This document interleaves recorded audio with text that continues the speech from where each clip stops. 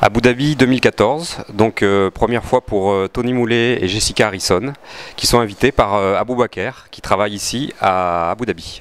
Aboubakar, qu'est-ce qui vous a donné la motivation d'inviter deux athlètes français? Voilà, bonjour, ils sont bien les venus ici à Abu Dhabi. La motivation, en fait, on a commencé à avoir travaillé avec Cycle Europe, on a des vélos français, Gitane et Peugeot. Nous utilisons les vélos Gitane pour la location et les vélos Peugeot comme athlète sur le circuit Formule 1, Yas Circuit. J'ai sollicité Monsieur Lionel Bayard de trouver deux athlètes ou trois athlètes pour faire participer au triathlon Abu Dhabi Triathlon cette année. Et puis c'est une bonne occasion, c'est-à-dire il a accepté, il m'a présenté, j'étais à Paris l'été 2013. Nous étions au Peugeot à Paris et nous avons rencontré Sandrine et elle a bien accueilli l'idée d'avoir des athlètes à Abu Dhabi Triathlon. C'était une bonne idée, ils ont bien accueilli ça et puis on a commencé en échange par correspondance en email et puis on a réussi à voir Jessica et Tony parmi nous ici à Abu Dhabi. Comme athlètes français, nous sommes fiers qu'ils sont ici. Nous présentons un bike shop, c'est-à-dire un magasin de vélos.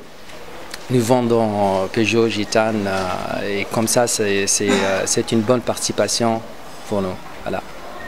Merci bien. Donc Tony et Jessica, première fois à Abu Dhabi.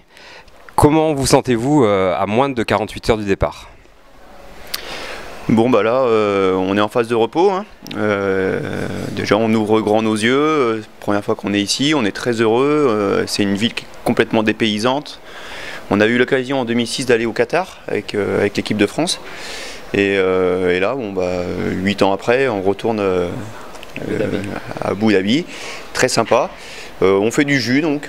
On essaie de se reposer, on va repérer les parcours et au niveau de l'état de forme, c'est vrai que le triathlon est assez spécial puisque c'est 100 km sans drafting sur une machine en time trial, donc va falloir serrer les dents parce que ça va être long. Et puis c'est surtout un nouveau challenge, hein. C'est la première fois qu'on va rouler sur ce genre de format de course, donc à la fois on ne sait pas trop à quoi s'attendre, on sait que ça va être dur, mais bon, on espère quand même faire quelque chose de bien pour faire honneur aux sponsors et puis surtout se faire plaisir, quoi. C'est une nouvelle motivation pour vous après votre carrière internationale? Je dirais que c'est surtout un réponse à la sollicitation de Peugeot et pour aussi remercier le sponsor qui suit le club maintenant depuis un an. C'est, comme dit Tony, c'est un nouveau challenge. J'aime bien, maintenant qu'on est un peu fini avec nos carrières internationales, je crois qu'on cherche tous les deux un petit peu des nouveaux expériences.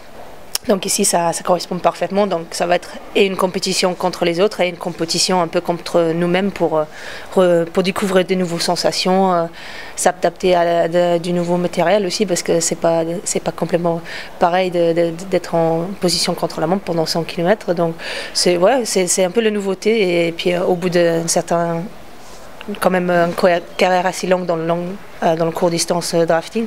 C'est sympa de découvrir autre chose, donc c'est pas forcément en reconversion mais surtout un découvert et aussi pour se faire plaisir comme dit Tony et pour nous-mêmes et pour nos sponsors et pour remercier un petit peu ceux qui nous soutiennent depuis un bon bout de moment. La logistique est différente, hein, et par rapport à l'ITU, dire qu'on a un vélo de chrono, le démontage du vélo, le packing, les roues, c'est du matériel beaucoup plus lourd et je crois que sans les sponsors, sans les partenaires, c'est impossible, quoi. On ne peut pas faire du longue distance si on n'a pas de bons partenaires parce que le matos pèse lourd, quoi, hein, dans la valise mais aussi dans le portefeuille et ça déjà c'est une préparation, quoi, hein. C'est pas que de l'entraînement sur la machine ou sur une piste ou dans une piscine. Et ça suppose d'avoir voilà, un soutien logistique, quoi, hein. Et ça, c'est quelque chose de nouveau, hein. On l'est peut-être pas forcément, on n'avait pas pris conscience avant. Justement, en parlant de la concurrence samedi, vous aurez affaire aux frères Brownlee, que vous connaissez bien, du circuit WTS. Moi, je le connais bien. Ouais. Et il y aura également des athlètes du longue distance. Comment vous placez-vous par rapport à tous ces athlètes? Je sais pas si... Bah alors, par rapport aux Brownlee, pour moi, bon, c'est vrai que je les côtoie depuis 4-5 ans. Ils m'en ont fait voir, et pas qu'à moi, hein, de toutes les couleurs. Donc, à mon avis, ils sont au-dessus du lot, hein, ils resteront au-dessus du lot. Je n'ai pas la prétention de les battre. Ils sont quand même champions olympiques, médaille d'or, médaille de bronze olympique. Donc c'est quelque chose. J'ai jamais été capable de les toucher durant ma carrière, donc sauf quand ils étaient cadets. Ou assis au Français Grand Tour une année à Valence. Hein, Jackie, t'étais là.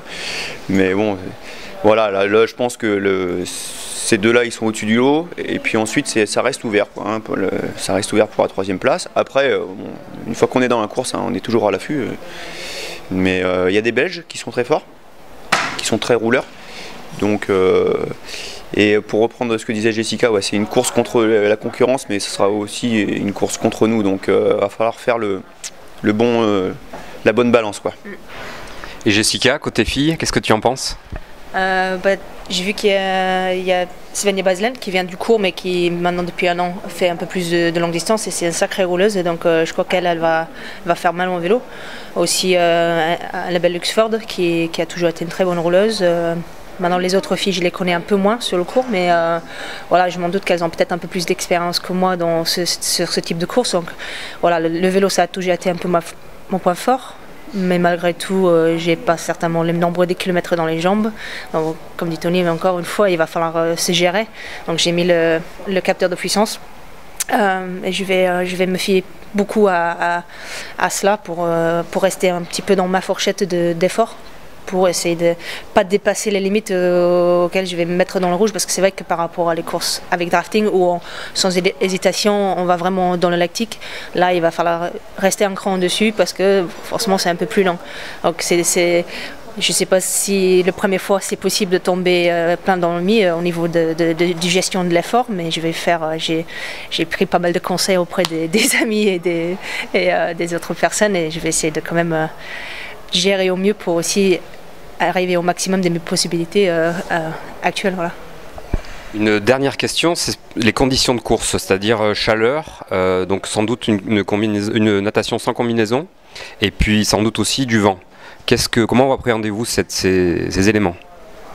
Je sais pas, Aboubacar peut nous donner des renseignements sur la météo, le vent. Météo, oui, ils ont prévu du vent. Et bon, c'est un challenge de départ. Et pour eux, c'est la première expérience. Je ne sais pas, les autres coureurs, ils ont déjà peut-être participé à Abu Dhabi Triathlon. Ouais. Donc c'est un peu quelque part différent, connaître l'environnement, tout ça. Donc c'est un challenge pour les coureurs français. Et voilà.